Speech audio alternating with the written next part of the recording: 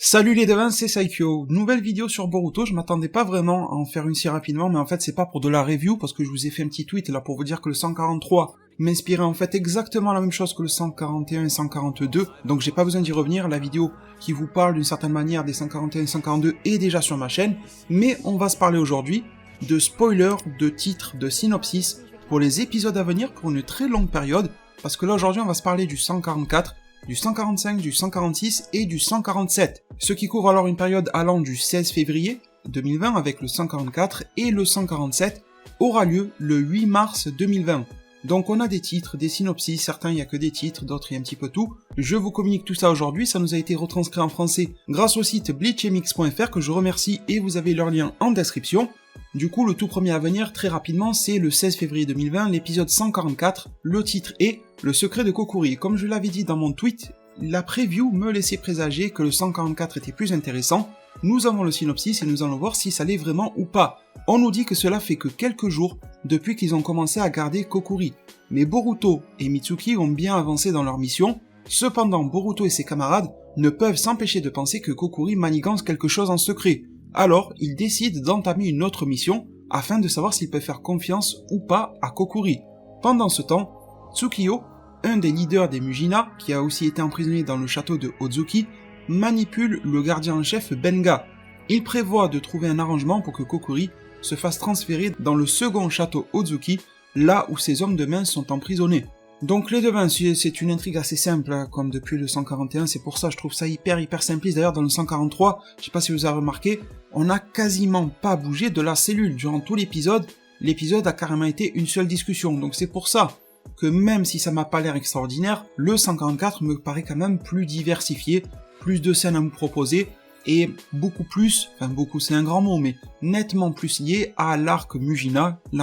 Bandit, avec ce fameux Tsukiyo, ce Kokuri qui va être transféré, tout ça. En tout cas, ce synopsis semble prouver que la preview n'était pas mensongère et que l'épisode devrait être un petit peu plus intéressant que le 143 et ses prédécesseurs. Du coup, pour le 23 février, on a l'épisode 145, l'évasion du château Ozuki, donc ça bouge pas mal. Synopsis, il aura finalement été décidé que Kokuri se fasse transférer dans le second château d'Ozuki, donc Tsukiyo a réussi sa manigance. Alors Boruto et Mitsuki mettent en place des plans pour faire s'évader Kokuri avec eux avant le transfert. Mais afin d'y arriver, plusieurs conditions sont nécessaires. Ils décident de discuter des méthodes avec Sarada, néanmoins, Kedama, qui partage la même cellule que Boruto et Mitsuki, a été capable de voir leur plan. Il a été mentionné que Kedama avait vendu ses anciens amis. Si il les trahit, ça plongera alors la Team 7 dans un dilemme avant leur évasion. Donc là, on risque d'avoir un 143 bis avec quelques petits éléments que l'on a pu apercevoir dans le 144, je sens que l'épisode va être un mix de tout ça, avec une question de à qui faire confiance, ou en tout cas est-ce que l'on peut faire confiance à Kedama ou pas.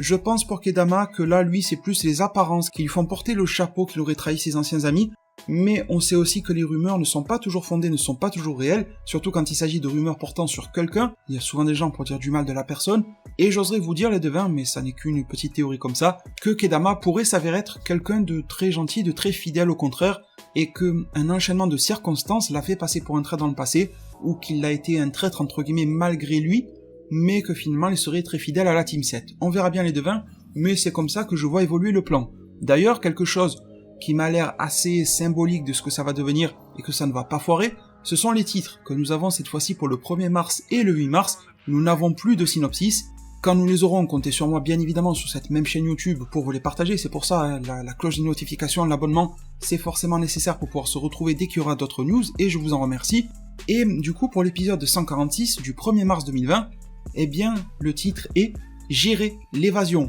Tandis que pour le 8 mars 2020, épisode 147, on nous dit que le titre est « La bataille décisive éclairée par la lune ». Donc qu'est-ce qui se passe les devins? Il faudrait vraiment coupler les infos du jour avec une autre que je vous ai donné dans ma vidéo où je parlais un petit peu mon petit billet d'humeur sur le 141 et 142, là où je vous montrais que d'après une info que je n'avais pas pu confirmer, il semblerait que l'arc Mujina Bandit en animé durerait 11 épisodes et il y en aurait réellement que 4 qui seraient alloués à la vraie partie existante dans le manga et 7 qui seraient autour du château. Du coup, ça semble vraiment se confirmer, vu que le 8 mars, c'est la bataille décisive éclairée par la lune, en dehors du château, on imagine bien la lune dans ce contexte et tout ça. Donc ça nous fait, le compte est bon, un total de 11 épisodes au 8 mars, Et à partir du 15 mars, sauf s'il y a une pause, hein, bien sûr, on attendra le planning officiel pour savoir si le 15 mars il y en a ou pas, mais en gros, pour vous la faire en simple, le 15 mars, ou la semaine qui suit, eh bien, il va débuter la deuxième partie et fin de l'arc Mujina Bandai en animé,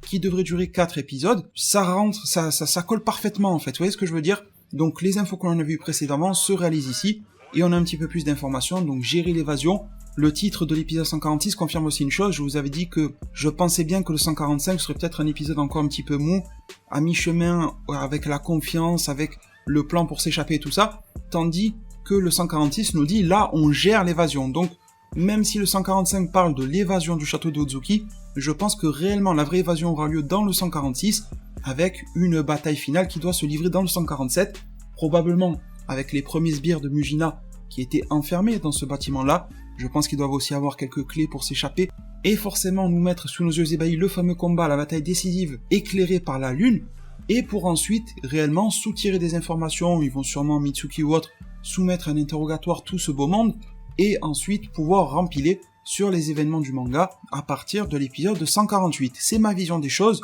vision qui me semble pas du tout tirée par les cheveux, à la vue de tous les éléments officiels que je vous ai communiqués aujourd'hui. Du coup les devins, dites-moi tout ce que vous en pensez, moi ma vision sur l'arc, en tout cas sur la partie château d'Ozuki, ne change pas réellement, voilà, ils l'ont même titré sur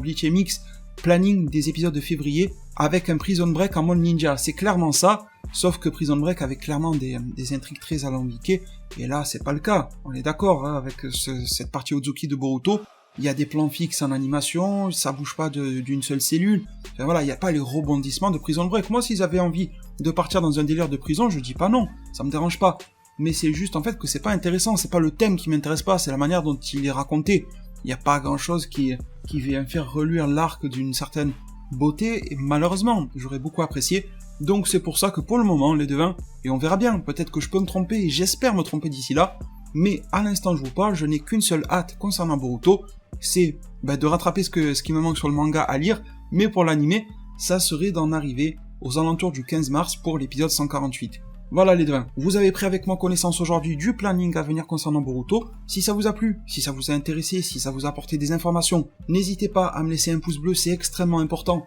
Le soutien qui est en plus gratuit, rapide et facile de votre part, l'abonnement à ma chaîne YouTube et la cloche des notifications, comme ça on se retrouve sur tout type de vidéos. Ma page YouTube s'affiche à l'écran, elle est trouvable très facilement en description. Merci vraiment pour tout du fond du cœur, prenez tous extrêmement bien soin de votre futur, et à plus pour de prochains arts divinatoires.